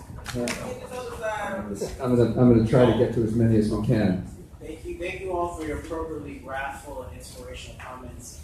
In terms of how we get from here to there, I'd love a response and some feedback about a two-pronged approach. First, in terms of tactically, the way to unhack or unrig computer frauded election system is through write-in ballots, actually. 43 of the 50 states are tasked to count official write-ins. That's enough for a radical middle to take the lead. That's a possibility.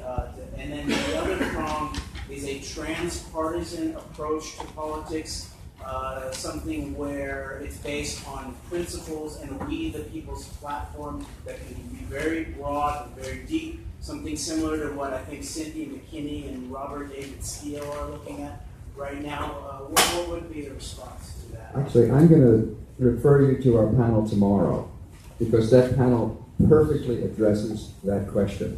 3:30, room, I think it's L72. Okay, this lady, what's the next question? What's that?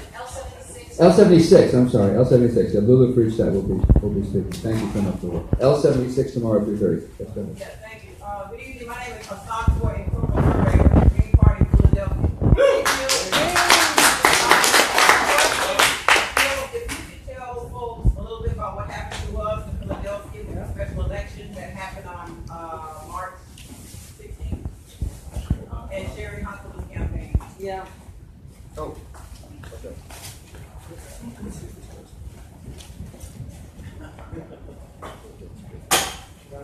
Okay, that's it. Yeah, so Sherry's campaign was election corruption, on steroids, on crack, actually, in every way imaginable, including what appeared to be tampering with machines, as well as votes that went home with the candidate,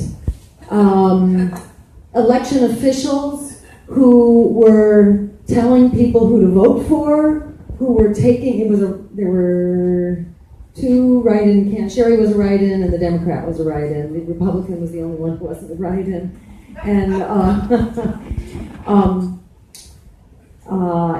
so they had stamps to use with the machines, and you had election officials who were taking away the stamps of Sherry's voters and giving them, instructing them that no, that's the wrong stamp, they should use the other stamp. And this stuff got documented, so there's video and there are photographs of this unbelievably corrupt system. And bear in mind, why did they have a special election?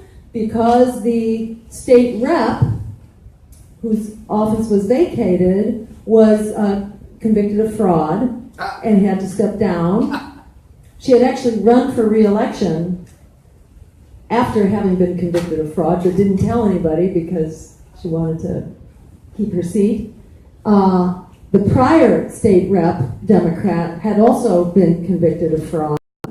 The state, a whole slew of people.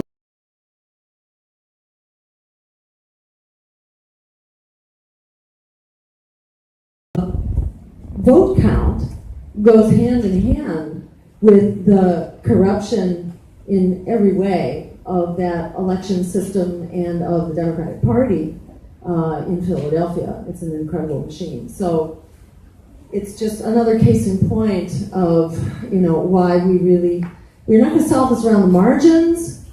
We really need a movement here to tackle the whole issue of, the corruption of our democracy.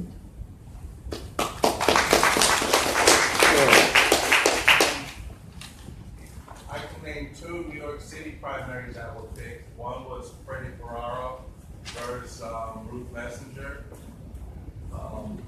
Mark Green versus Mark Green.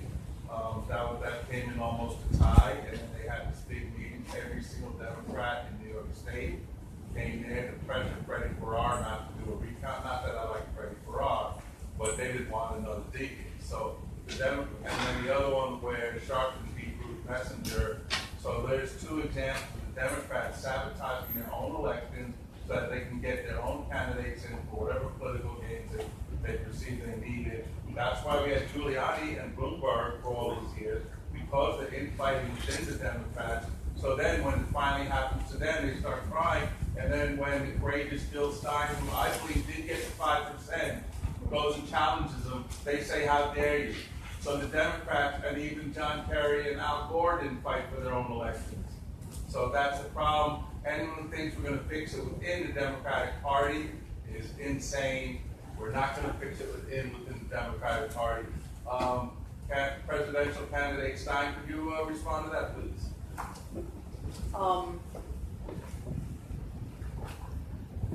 I think I already have. You did. I like hearing it. Okay. To my mind, we need, we're sort of caught between a rock and a hard place here. We keep trying to solve this inside the Democratic Party that keeps sabotaging itself and voters and candidates and our future and selling us out time after time, not only in elections, but in the DNC's own internal process. It's like, how long? This is what our panel is about tomorrow with Chris Hedges and Margaret Kimberly from the Black Agenda Report and a few others. We're really, talking about reality check. Reality check. How are we doing here? Because a year ago, you may remember, there was a big rally that we all got to, get behind Bernie Sanders and make this happen. And some of us were kind of sitting on the sidelines saying, here goes another election. We're all being led down this primrose path again. And where's it going to go? The Democrats have a kill switch, and they will lift up progressive candidates and rein you all in when you start to stray. But when that candidate gets serious, they will destroy them. And Bernie Sanders was not the first. It happened to Dennis Kucinich before him, who got redistricted by the party. It happened to Jesse Jackson, decades ago. It happened during the, what was it called? There's a reform movement. It's called the realignment movement in the 60s, where labor and civil rights were going to get together with the power of those movements and reform the Democratic Party. Well, what made it flounder? It was the war in Vietnam, because if you didn't support the war in Vietnam, you didn't have the credibility to go out and critique the Democratic Party. So, just how are we going to do this? We got 2 feet over the edge of the cliff now. And, we do have the power, and that is the good news. I think it's only dire if we surrender the power. The good news is that we got all the numbers we need. 99% is 99 times 1%. It's all about us standing up with the courage of our convictions and deciding that we need election reform. We need health care as a human right. We need to end student debt, bail out the students like we bailed out the crooks on Wall Street. This is not rocket science. This is all eminently doable. The missing link here is the courage of our convictions and getting organized to do it and not taking no for an answer. I just want to tell this story, a personal experience, very eloquent, having to do with the Democrats. When I wrote this book, Fooled Again, about the theft of the 2004 election, and my plan was to give a copy to a number of major politicians, and I managed to get invited to a fundraiser that John Kerry was attending here in Chelsea. And I went up to him. This is in early November of 2005. I had the book in my hot little hand. In he came with his body man. And I was introduced because it was actually his sister who got me the invitation, so he focused on me. I handed him the book. I said, "You were robbed, Senator." And to my astonishment, he said, "I know!" And for the next 10 minutes, he went into this rant about the machines and how they've been used and how the other Democrats in the Senate are in denial about it. I mean, I couldn't believe my eyes or my ears. And I thanked him. We had a little back and forth where I made a pitch to him that he really try to go public with this. And he said, "Well, I'd like to do that, but there is the sour grapes factor." And I said, "I understand that. Of course, there is that factor. But if you pitched it right, I'm playing, speech coach to him. I'm telling him how he can spin this." So, and he said, "Well, thanks." He socked me on the arm. I mean, I got kind of thrilled by this. And my book tour started the following week. I was on Democracy Now! It was one of the 3 or 4 times that Amy Goodman actually discussed this issue and managed to keep her eyes open. And I was debating Mark Hertzgaard, another one of these progressives who from Mother Jones had written a piece saying it wasn't stolen. In fact, it was Bill Anthony in Ohio he talked to. And we were debating all this, and he said, "Well, if it was stolen, how come John Kerry hasn't said anything?" And I said, "Well, funny you should mention that." And I told the story. And Hertzgaard said, "Wow, Mark Christopher Miller's really buried the lead today. This should be major news." So Democracy Now!'s producers sent out a press release, which you can find online. John Kerry told me he thinks the election was stolen. You'll find it. It's still there. And the internet blew up. Everybody flipped out. They were either delighted that he'd said something or, railing against him because he hadn't said anything. And within 3 hours, his office had released a statement categorically denying that we'd had the conversation. We had not. I'd given him the book, yes, but we didn't talk about it at all. So I was like a process server, I just put it up against his chest and I ran away. You know what I mean? So, subsequently, and he had $12 million in the bank to fight a stolen election. A slew of lawyers, didn't spend a nickel of it, didn't discuss it at all. And I now believe that he took a dive because, there's evidence of this, that people were being told in Ohio, hey, the machines, they're flipping votes, and the Kerry people said, don't go there, forget about it, just drop it. So, this is not really a partisan thing, I think there are interests above the parties that decide whose turn it is, and that's been happening for quite some time. Wow. Just to echo, I was representing Jesse Jackson right after the election, and Jesse called up again Mr. Kerry on the phone and said, "I want you to listen to this." Right, so I gave him the 10-minute spiel. At the end of it, he goes, everywhere they use those machines, particularly in New Mexico, the exact same thing happened. So we got all excited. So then I talked to the key operative, one of the key operatives in the state, a man named John Marshall, who worked for General Wesley Clark. He was doing numbers on the ground for Clark, who was thinking about running for president again. He'd run in 2004. And so I saw him and said, "Well, what's Kerry going to do?" He says, "Nothing." He said, "Was the election stolen?" I gave him all the numbers, right? Including my favorite in Holmes County, where an unprecedented 10,000 votes showed up because supposedly for the first time in history, old order Amish leaped in their the buggies and whipped their horses at the last second and went out to vote for Bush, right? So you say, well, can we turn this around in 72 hours? He said, no. I mean, for 10 days, they locked down the vote, right? And then they released the vote after. It takes 10 days just to start. And he said, fine. But he did consult his attorney. His attorney was a probate attorney no one had ever heard of, who was thought to be a Republican from his past voting registration, who worked for the firm of Taft. You've heard of the Taft family. Yeah. Taft Stentinius. So the person advising him, the one lawyer he really counted on, was a Republican probate attorney from the most notorious or well-known Republican firm in the state of Ohio. Yeah, just really quick. Marcus and one more question after this.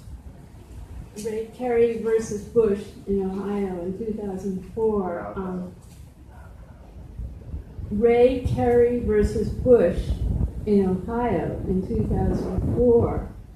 You remember how Kerry would say every vote is going to be counted, and then he conceded so quickly, which disappointed all of us. I did some research, and everybody knew that they were both in the Skull and Bones Club at Yale.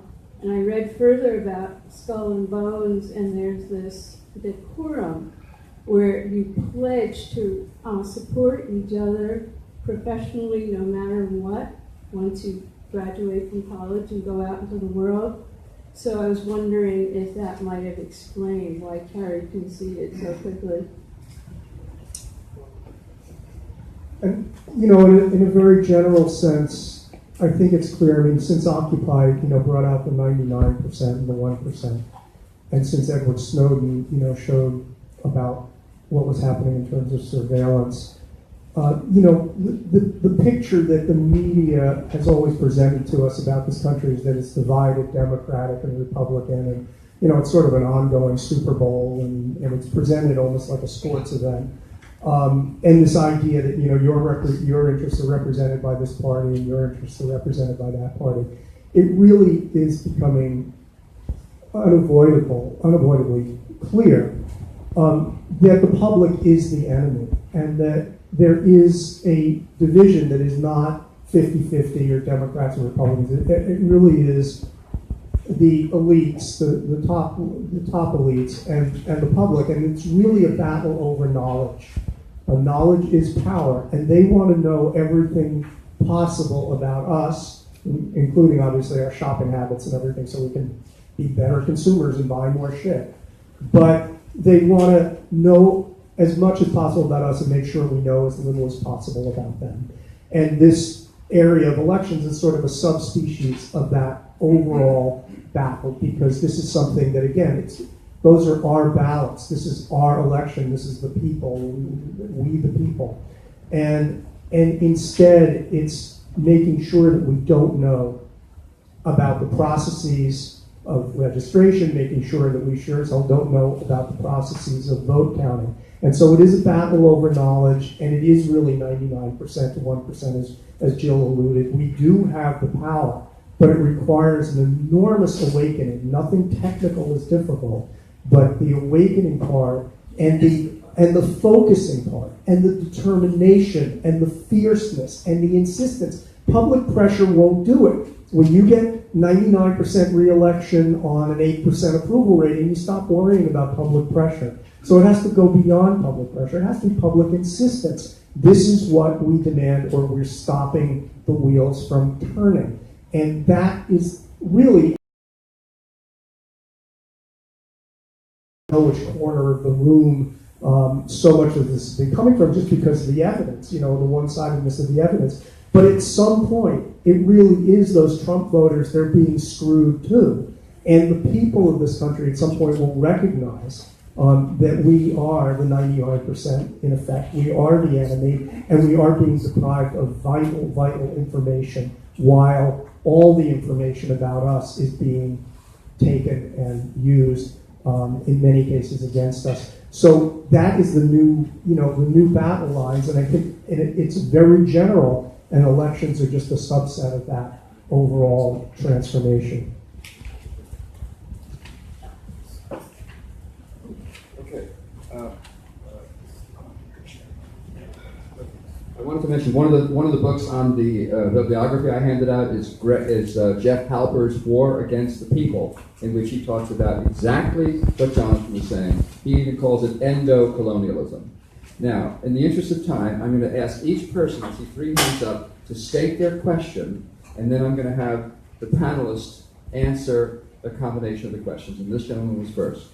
Yeah, curious panel's views on the likelihood that corporate media can be reformed, or more, in my opinion, more likelihood that we need sort of independent media platform to really, get these kinds of issues out there. And if they're interested in the latter option, I actually built a solution for that. What is our leverage on corporate media? Of course, we can always suspend our subscriptions, and they're desperate for our subscriptions. And Elliot?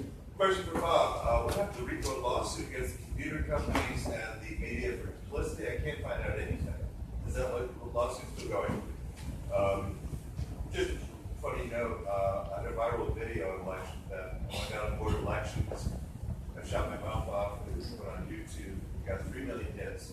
I do puppets, and I had a little black box. And I said, these are the results of the 5 boroughs. And they all went in this black box. This is privatized computers stealing our votes. Got 3 million hits. Anyway. Okay, and Gary had a question, and I'm going to ask the panel. Yeah, I just want to say that Kurt Vonnegut once said, in the battle between the forces of greed and compassion, good and evil, there's only one thing that's made the difference, which is organizing.